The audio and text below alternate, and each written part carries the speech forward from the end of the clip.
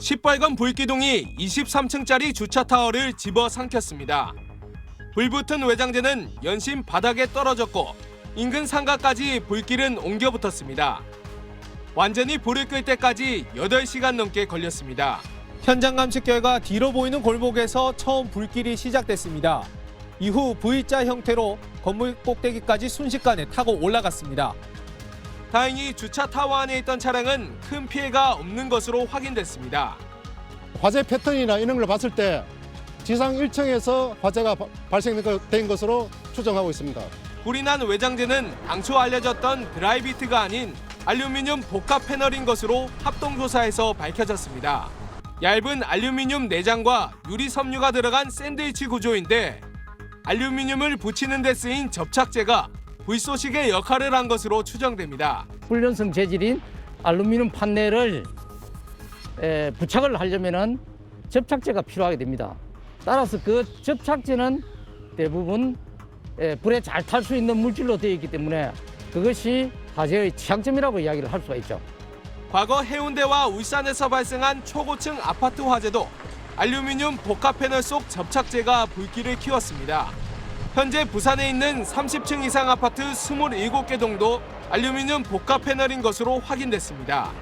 가연성 접착제는 별도 규정이 없다 보니 지금이라도 관련 규제 마련이 필요해 보입니다. KNN 조준욱입니다. 시뻘건 불길이 주상복합 아파트를 집어삼켰습니다. 불덩이가 쉴 새 없이 떨어지고 희뿌연 연기가 끊임없이 뿜어져 나옵니다. 어젯밤 11시 14분쯤 울산 남구 달동 33층 주상복합 아파트에서 불이 났다는 신고가 접수됐습니다. 불은 강풍을 타고 순식간에 113m 높이의 건물 대부분으로 번졌습니다. 여기서 불이 금방 막 타고 올라가더라고요. 막 타고. 그런데 바람이 왜 이렇게 거시기 불어나면 이렇게 막 바로 올라가더라고요, 바로.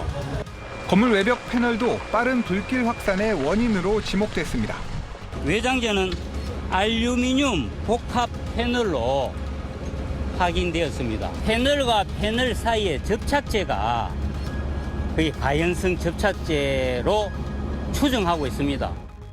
소방당국은 인근 소방장비와 인력을 모두 동원하는 대응 2단계를 발령하고 진화에 나섰고 1시간 반 만에 큰 불길은 잡았지만 13시간을 넘긴 지금까지 완지는 하지 못하고 있습니다. 이 불로 주민 91명이 연기를 마시거나 가벼운 찰과상을 입어 병원으로 옮겨졌습니다. 또 건물 옥상과 건물 중간 피난층에 대피해 있던 주민 70여 명도 무사히 구조됐습니다. 소방당국이 각 세대를 일일이 확인하며 사망자 여부를 확인하고 있지만 다행히 사망자는 발견되지 않았습니다. 소방당국은 12층 에어컨 실외기에서 연기가 난다는 신고가 접수됐던 것을 토대로 정확한 화재 원인을 조사할 방침입니다.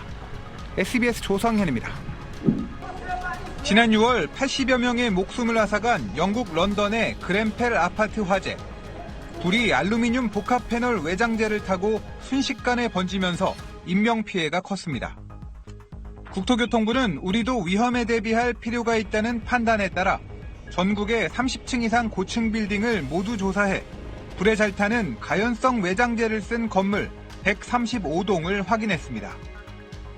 그런데 국토부는 조사를 끝내놓고도 이 정보를 소방당국이나 지방자치단체, 입주민에 알리지 않고 있습니다.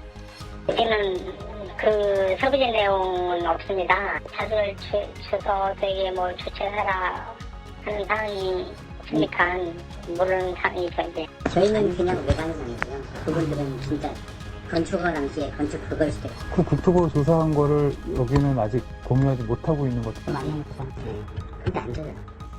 가연성 외장재 사용 여부를 알면 화재 예방이나 대응에 도움이 되는데 공유가 안 되고 있는 겁니다. 이번에 국토부에서 조사한 그 내용은 지자체가 적극적으로 서로 정보 공유를 해서 여기에 대해서 대응 방법도 같이 협의를 해서 효과적인 방안을 찾는 것이 필요하다고 봅니다.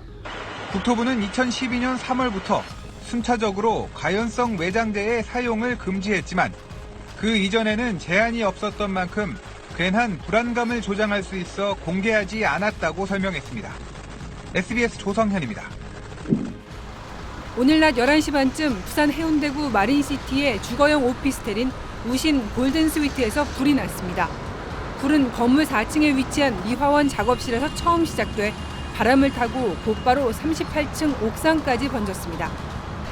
화재 초기엔 검은 연기만이 치솟았지만 1시간 만에 옥상 바로 아래층이 시뻘건 화염에 휩싸일 정도로 불은 빠르게 번졌습니다. 소방당국은 소방차와 고가사다리 등 진압 차량 70여 대와 헬기를 동원해 진화 작업을 벌였지만 강한 바람에다 장비의 한계 때문에 어려움을 겪었습니다. 아직까지 37층에선 진화 작업이 이루어지고 있는 상태입니다. 소방당국은 건물 내부에 구조대원들을 투입해 200세대를 집집마다 확인한 결과 모두가 대피한 것으로 보인다고 밝혔습니다. 화재 초기 미처 건물을 빠져나가지 못하고 옥상에 대피한 주민 9명이 헬기로 구조되는 등 입주민 37명이 긴급 구조됐지만 연기를 마셔 병원으로 후송된 4명 외에 큰 부상자는 없었다고 밝혔습니다. 화재 현장에선 파손된 외벽 판넬과 유리창 잔해가 주변 도로로 떨어지면서 큰 혼란이 빚어지기도 했습니다. SBS 김경입니다.